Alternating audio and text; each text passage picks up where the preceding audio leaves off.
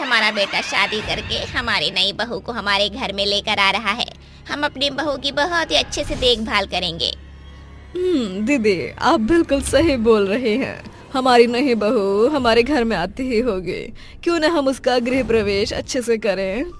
इसमें बोलने वाली क्या बात है? हमारी नई नवेली दुल्हन आएगी तो उसके लिए ये घर अच्छे से सजा होना जरूरी है।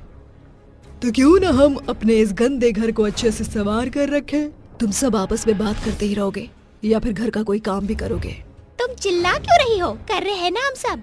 वो सारी चुड़ैलें आपस में झगड़ ही रही होती हैं कि तभी सातवीं चुड़ैल घर का सारा काम कर देती है और अगले 1 घंटे के बाद विक्रम आलिया को लेकर घर में आता है। जैसे ही विक्रम अपने घर का दरवाजा खोलता है, उसके घर के चौखट पर चावल से भरा कलश दिखाई देता है। ये सब देखकर आलिया बोलती है, अरे विक्रम, ये क्या? तुम्हारे घर में तो ऑलरेडी ये चावल भरे कलश है, ये किसने किया है? आलिया तुम कैसी बात कर रही हो? यहाँ पर सिवाय मेरे और कौन रहता है? ये सब मैं ही तो करूंगा। एक नई बहू के आने पर उसका गृह प्रवेश किया जाता है, इसीलिए मैंने सारी तैयारी पहले ही कर रखी थी। अरे वाह, तुम तो बड़े ही समझदार हो। इतना कहकर आलिया अपने दाहिने पैर से उस कलश को आगे की तरफ धकेल देती है, जिसके बाद वो अपने घर में प्रवेश कर जाती है। इस तरह उसका गृह प्रवेश हो जाता है। अब वो अपने पति विक्रम के साथ काफी खुश रहने लगती है। तभी एक दिन आलिया के सिर में दर्द हो रहा था। वो लेटी थी और जब उसकी आंख खुली तो घड़ी में सुबह के 10 बज रहे थे। ये देखकर वो खुद से बोलती है, हे भगवान, सुबह के 10 बज गए और मैं अभी तक सो रही थी। मुझे तो घर का सारा काम भी करना है। इतना कहकर वो जल्दी से नहाने के लिए बाथरूम में पानी गर्म करने जाती है। वहाँ देखती है कि बाथरूम में पहले से ही पानी गर्म हो रखा है। ये देखकर वो थोड़ी चौंक जाती है और खुद से बोलती है, अरे पानी किसने गर्म किया होगा? क्या पता ये पानी विक्रम गर्म करके चले गए होंगे। इतना कहकर आलिया नहाने के लिए चली जाती है। वहीं वो सातों चुड़ैल आपस में उस घर का काम करने के लिए झगड़ने लगती है।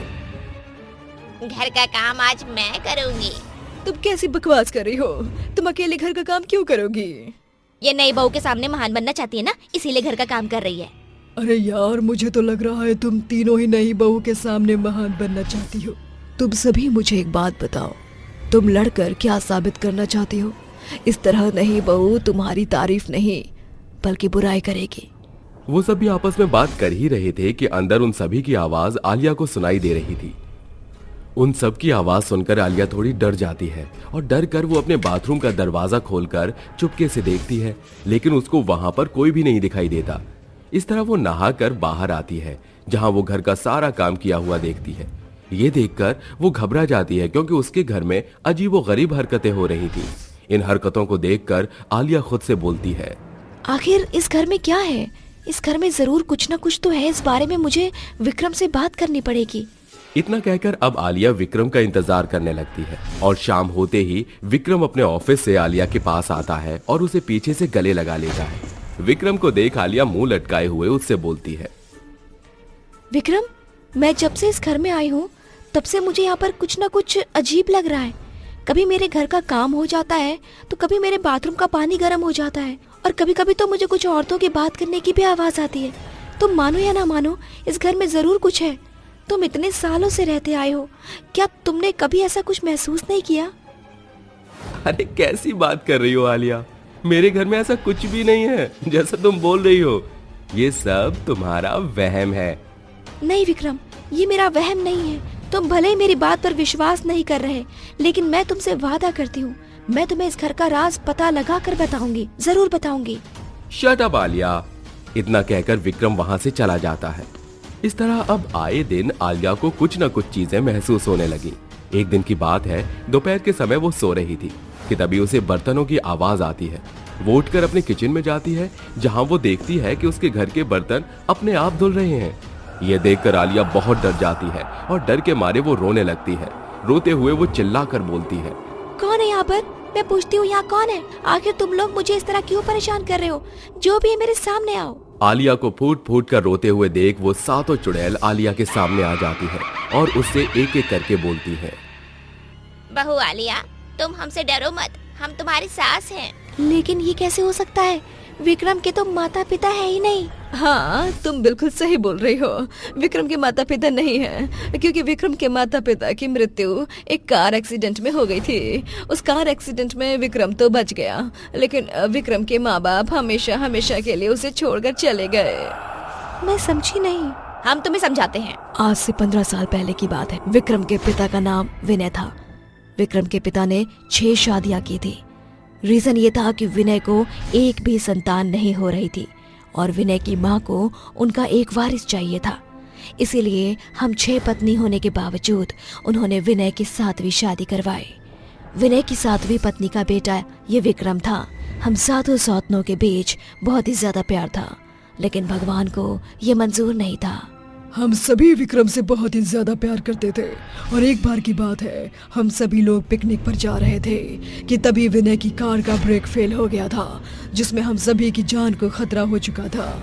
इसीलिए हमने विक्रम को कार की खिड़की से बाहर की तरफ फेंक दिया। उस दिन विक्रम की जान तो बच गई, लेकिन हम 7 सौतन और विनय की जान उस कार एक्सीडेंट में चली गई।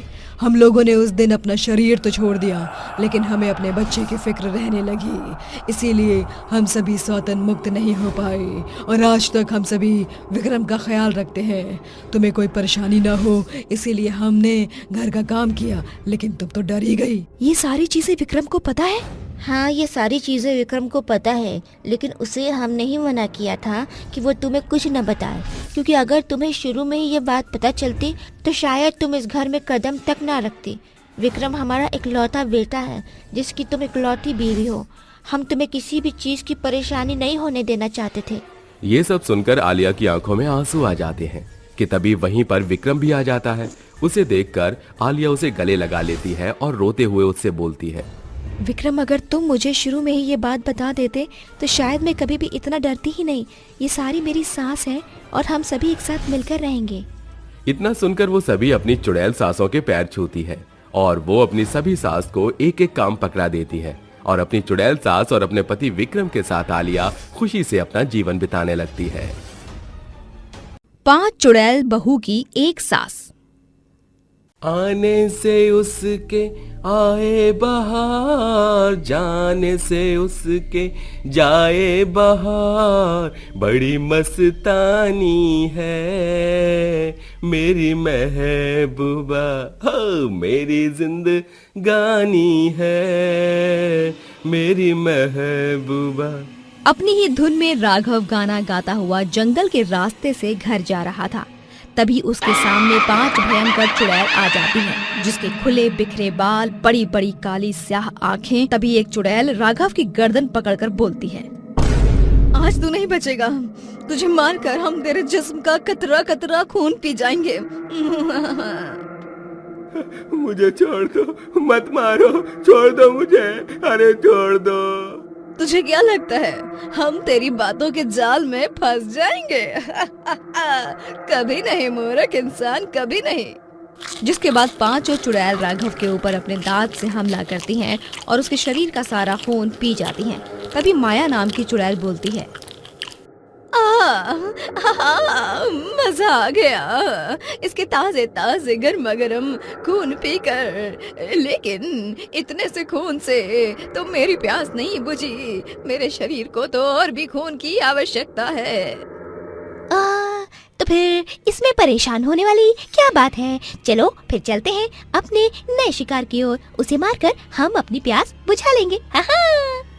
इतना बोलकर 5 चुड़ैल अपने शिकार की तलाश करने लगती हैं। तभी गांव के चौराहे पर वर्षा को 3 आदमी बात करते हुए नजर आते हैं, जिन्हें देखकर वर्षा बोलती है, लो मिल गया हमें हमारा शिकार, वो भी एक साथ 3। इन्हें मारकर इनका खून पीने में हमें बहुत मजा आने वाला है। इतना कहकर 5 चुड़ैलें चौराहे पर खड़े 3 आदमियों के नजदीक जाने लगती हैं। तभी महेश की नजर चुड़ैलों पर पड़ती है, जिसे देखकर महेश बोलता है, भागो भाइयों, यहाँ से जल्दी भागो, चुड़ैल, यहाँ चुड़ैल आ रही है। महेश की बात सुनकर वो दोनों आदमी भी डर जाते हैं और वो तीनों वहाँ से अपने घर की तरफ भागने लगते हैं। तभी 5 चुड़ैल उन तीनों आदमियों को चारों तरफ से घेर लेती हैं और रूपा एक आदमी को पकड़कर गुस्से में बोलती है, तेरी इतनी हिम्मत कि तू मुझे देखकर भाग रहा था। जैसे मैं बिरयानी बनाने के लिए मुर्गा छीलती हूँ, वैसे ही अब मैं तुझे छीलूंगी। चुड़ैल जी, आपको देखकर तो अच्छे अच्छे भूत भी डर जाए। फिर मैं किस खेत की मूली गाजर हूँ? मुझे छोड़ दीजिए, मत मारिए मुझे। नहीं, मैं तुझे नहीं छोड़ूंगी, तुझे मरना ही होगा। अब मैं तुझे जिंदा ही कच्चा चबाकर तेरी हड्डियों का चूरमा बना दूंगी। इतना बोलकर पांचों चुड़ैल उन तीनों आदमियों पर हमला करती हैं और उनके जिस्म का सारा खून पी जाती हैं। तभी बानी बोलती है, सूरज निकलने वाला है, अब हमें घर चलना चाहिए, नहीं तो हमारा सच हमारी सास को पता चल जाएगा। तुम सच कहती हो, चलो घर चलते हैं। जिसके बाद वो पांचों चुड़ैल सुंदर लड़कियों का भेष बदल कर अपने घर जाती हैं। तभी उनकी सास जानकी उन्हें देखकर बोलती है, इतनी सुबह सुबह कहाँ से घूम कर आ रही हो पांचों महारानियां? जवाब दो मुझे। जब देखो घूमने के लिए निकल जाती हो। घर का काम धंधा करना भी होता है या नहीं? वो माँ जी, हम बस टहलने के लिए गए थे। हाँ। जुबान तो देखो, जैसे कैंची की तरह चला करती है। अब यहाँ मूर्तियों की तरह खड़ी रहोगी या फिर घर का काम भी करोगी? हाँ? अब जाओ, जल्दी से मेरे लिए एक कप चाय लेकर आओ। जिसके बाद पांचों बहुएं घर का काम करने में लग जाती हैं। रूपा कपड़े धोती है तो माया पोछा लगाती है। तभी नैना चाय बनाकर चाय का कप जानकी के हाथ में देने लगती है। तभी कप से चाय जानकी के हाथ पर गिर जाता है, जिससे जानकी का हाथ जल जाता है और वो गुस्से में बोलती है, तो मुझे जलाकर मारना चाहती है ना? नहीं माँ जी, नहीं, गलती से चाय आपके ऊपर गिर गया, माफ कर दीजिए मुझे। अगली बार से ऐसा नहीं होगा। नहीं, तुझे इसकी सजा मिलेगी। इतना बोलकर जानकी नैना का हाथ पकड़कर उसे घसीटते हुए किचन में ले जाती है और गैस ऑन करके उसका हाथ जला देती है। जिसके बाद जानकी हॉल में जाने लगती है, लेकिन फर्श गीला होने की वजह से जानकी फिसलकर गिर जाती है और बोलती है, अरे मर गई रे, मर गई। किस काम बखत ने इतना गीला पोछा लगाया? माँ जी, वो मैं पोछा लगाते हुए फैन ऑफ करने के लिए गई थी ताकि फर्श जल्दी से सूख जाए, और उसी बीच आप आ गई और फिसल कर गिर गई। माया की बात सुनकर जानकी का पारा गर्म हो जाता है और वो गुस्से में लाठी उठाकर माया को मारने लगती है। जानकी अपनी सभी बहुओं पर बहुत ज्यादा अत्याचार किया करती थी, लेकिन उसकी बहुएं फिर भी कुछ नहीं बोला करती थी। ऐसे ही रात हो जाती है और वो पांचों बहुएं घर से निकलकर जंगल में चली जाती हैं। तभी उन्हें घर से जाते हुए जानकी देख लेती है और खुद से बोलती है, अरे इतनी रात में ये मेरी पांचों बहुएं कहाँ जा रही हैं? मेरे इकलौते बेटे ने 5 शादी कर ली, वो भी इन निकम्मियों से। अब मैं पता करके रहूंगी कि ये पांचों कहाँ जा रही हैं। जिसके बाद जानकी उन पांचों का पीछा करते हुए जंगल में पहुंच जाती है और एक पेड़ के पीछे छुपकर देखती है कि उसकी पांचों बहुएं एक भयंकर चुड़ैल में बदल जाती हैं और 2 इंसानों को मारकर उसका खून पीने लगती हैं। ये सब देखकर जानकी बोलती है, हे भगवान, ये कैसा अनर्थ हो गया है मेरे बेटे से। उसने इंसान के भेष में चुड़ैलों से शादी कर ली। अब कौन हमें बचाएगा? इतना बोलकर जानकी वहाँ से भागने लगती है। तभी उसका पैर एक रस्सी में फंस जाता है और वो गिर जाती है। तभी पांचों चुड़ैलों की नजर जानकी पर पड़ती है और वर्षा बोलती है, माँ जी, आप यहाँ क्या कर रही हैं? आपने क्यों हमारा पीछा किया? अब आपने हमारा असली रूप देख लिया है, इसलिए अब हम आपको नहीं छोड़ सकते, आपको मरना होगा। कौन हो तुम और क्यों तुमने छल करके मेरे बेटे से शादी की है? बताओ, वरना तुम्हारा ये सच मैं अपने बेटे को बता दूंगी। बताओगी तब ना, जब हम तुम्हें जिंदा छोड़ेंगे।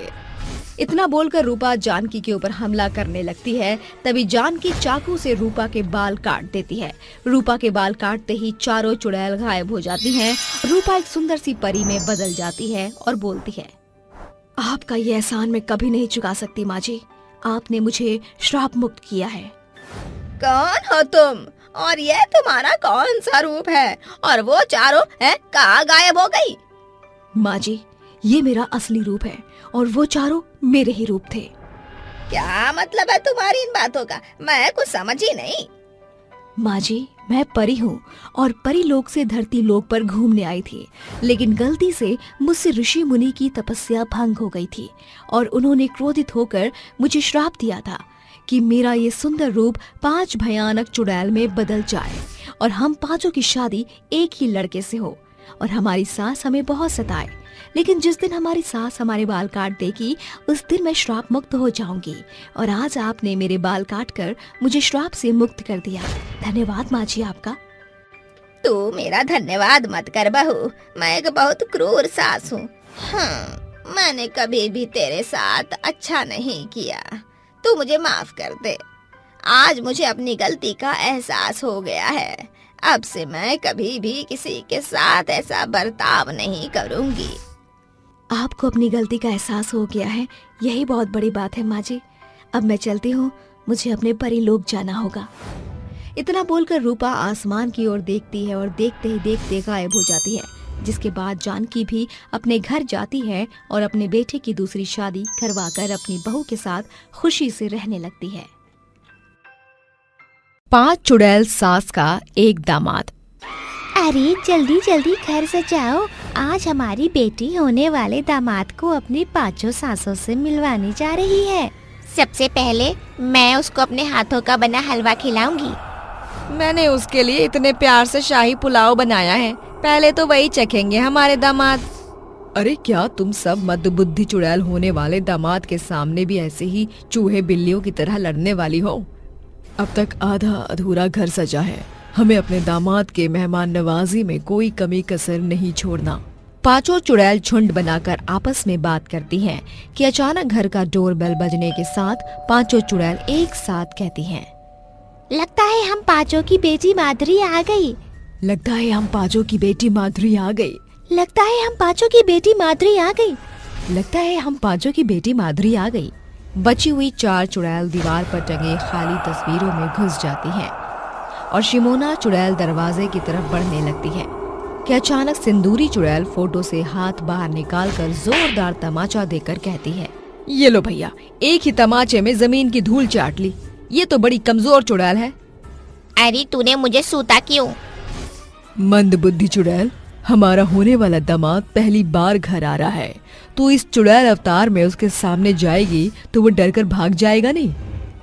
चुड़ैल जल्दी से इंसानी भेष बदलकर दरवाजा खोलकर जाती है। आओ बेटा, स्वागत है। आओ बेटा, स्वागत है। संदीप चुड़ैल के पाँव छूने के लिए नीचे झुकता है तो उसके पाँव उल्टे होते हैं और चुड़ैल कहती है, हाय दैया, पाँव तो सीधा करना ही भूल गई। संदीप झटके से उठकर कहता है, माधवी, सासू माँ के पाँव उल्टे हैं।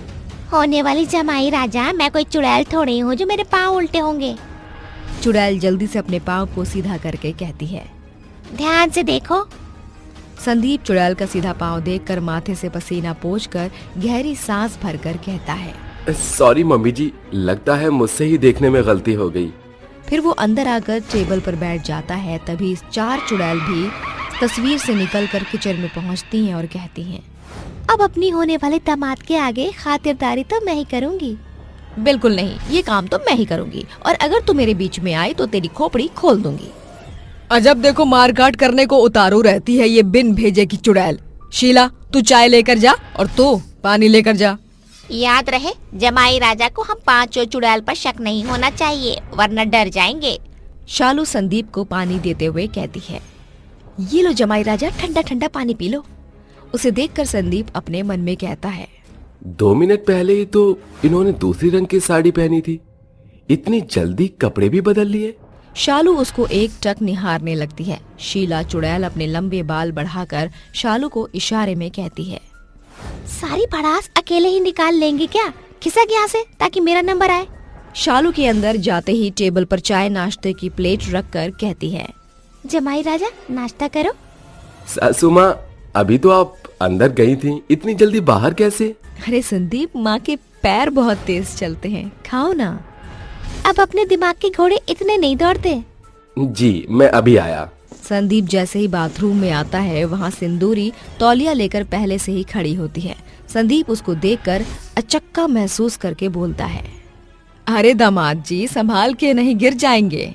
ये सब हो क्या रहा है? एक ही इंसान इतनी जल्दी घर के हर कोने में कैसे नजर आ रहा है? ऐसा लग रहा है कि मैं जंतर मंतर में खड़ा हूँ। संदीप हॉल के टेबल में आकर बैठ जाता है, जहाँ पूरा डाइनिंग टेबल अलग अलग खाने से सजा हुआ था, जिसे देखकर वो हिचकते हुए कहता है, यहाँ कुछ तो गड़बड़ है।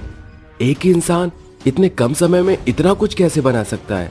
संदीप खा पीकर जाने लगता है कि अंगूरी कहती है, दामाद जी, आपको सासू माई का मेहमान नवाजी कैसा लगा? आपने तो बताया ही नहीं। बहुत अच्छा था सासू माँ, मैं जरा जल्दी में हूँ। चलो संदीप, मैं तुम्हें बाहर तक छोड़ आती हूँ। ये बात संदीप के मन में काफी वक्त तक घर कर जाती है, पर सब मसलों पर वो भूलकर माधवी से शादी कर लेता है और शादी की रात वो पूछता है, माधवी, मुझे एक बात सच सच बताओगी? उस रोज मैं तुम्हारे घर आया था तो मुझे ऐसा लगा जैसे घर में तुम्हारी माँ की शक्ल की और भी कई औरतें रहती हैं। नहीं संदीप, वहाँ सिर्फ मेरी ही माँ रहती है और मैं उनकी एक लौती बेटी हूँ। तुम्हें याद है ना, कल हमें पग फेरों के लिए माँ के पास चलना है। अगले दिन पांचों कहती हैं, इस बार दामाद जी की खातिरदारी मैं करूंगी। बिल्कुल नहीं, इस बार तो हमारी बारी है ना जीजी? बिल्कुल नहीं अंगूरी, तुम्हारी ये हिलेरियस भाषा हम पांचों चुड़ैल की सच्चाई दामाद जी के सामने ले आएंगे। तभी दरवाजे की डोरबेल बजती है और शिमोना कहती है, अरे ये आलसी चुड़ैल शीला और शालू कहाँ रह गई? दामाद जी दरवाजे पर भी आ चुके हैं। शीला आरती की थाली लिए हाथ में झूमते हुए गाकर आते हुए कहती है, my name is Sheela, Sheela की जवानी। गुस्से में बौखलाई शिमोना चुड़ैल उसको जोरदार तमाचा जड़ते हुए कहती है, कैसा लगा कंटाप? अरे जवानी की दीवानी, ख्वाबों से बाहर निकलकर देख, हम पांचों चुड़ैल सास बन चुकी हैं। दामाद दरवाजे पर खड़ा है और इस मंद बुद्धि चुड़ैल की जवानी है कि खत्म होने का नाम ही नहीं लेती है। पांचों चुड़ैल इंसानी भेष में बदलकर दरवाजा खोलकर कहती हैं, स्वागत है दामाद जी, स्वागत है दामाद जी। स्वागत है दामाद जी। ये मेरा भ्रम है या सच? खुली आंखें भ्रम नहीं पालती। हम पांचों सास के इकलौते दामाद हैं। चौंकिए मत दामाद जी, माधवी हम पांचों की इकलौती बेटी है। पर एक लड़की की माँ 5 औरत कैसे हो सकती हैं? माधवी अपनी चुड़ैल माँ की सच्चाई से वाकिफ है, हैरान मत हो, हम सब कुछ बताते हैं। हरिया की शादी सिंदूरी से हुई, पर 3 बरस बीतने के बाद भी उन्हें बच्चा नहीं हुआ, जिसे देख कमला देवी कहती है, अगर पता होता कि यह बाज पखेरू है तो मैं इसकी जगह उसकी छोटी बहन को ब्याह कर लाती। मेरा बेटा जवान है, अब इसकी दूसरी शादी मैं तेरी छोटी बहन अंगूरी से कराऊंगी। हरिया अपनी माँ के जिद के कारण सिंदूरी की छोटी बहन अंगूरी से शादी करता है, पर उसे भी कोई बच्चा नहीं होता और ऐसे ही वो 2 और शादियां करता है, पर उनसे भी हरिया को कोई बच्चा प्राप्त नहीं होता, जिसे देख कमला देवी कहती हैं, ये चारों बहनें बाज निकली, अब आखिरी उम्मीद इनकी अंतिम 5वीं बहन शिमोना है। अगर उसे भी इस घर में किलकारियां नहीं गूंजी तो मैं स्वर्ग सिधार जाऊंगी। आपने तो मुझे सतयुग की द्रौपदी के जैसा बना दिया है। फर्क सिर्फ इतना है कि उसके 5 पति थे और मेरी 5 पत्नियां। हरिया की 5वीं शादी से उसको बेटी प्राप्त होती है और कमला कहती है, धन्य हो देवी मैया, आज मेरे घर में लक्ष्मी ने जन्म लिया है, इसीलिए हम पहाड़ वाले मंदिर चलकर माँ को चुनरी चढ़ाएंगे। सभी जने कार में सवार होकर जाने लगते हैं कि अचानक गाड़ी खाई से नीचे गिरने लगती है। हरिया, उसकी माँ और 4 पत्नियां नीचे गिरकर मर जाती हैं, पर जैसे तैसे शिमोना अपने बच्चे की जान बचाती है, पर अचानक पत्थर से टकराती है और वो माधवी को बाहों में थाम कर नीचे गिरने लगती है। तभी चारों मरी हुई बहनें चुड़ैल बनकर नन्ही माधवी को बचा लेती हैं और शरीर से उसके भी आत्मा चुड़ैल बन जाती है। और तब से हम पांचों चुड़ैल बनकर अपनी बेटी के साथ रह रही हैं। हम पांचों चुड़ैल माँ के लिए माधवी हमारे जिगर का टुकड़ा है। भले ही माधवी को जन्म देने वाली शिमोना माँ है, पर आप सभी ने उसे एक समान प्यार और दुलार दिया। आज से आप पांचों मेरी सास हैं। और तुम हमारे इकलौते दामाद। और तुम हमारे इकलौते दामाद। और तुम हमारे इकलौते दामाद। इसके बाद पांचों चुड़ैल अपने दामाद को पलंग पर बैठाकर उसकी खूब मेहमान नवाजी करती हैं। कोई उसे खाना खिलाती तो कोई उसके पैर दबाती।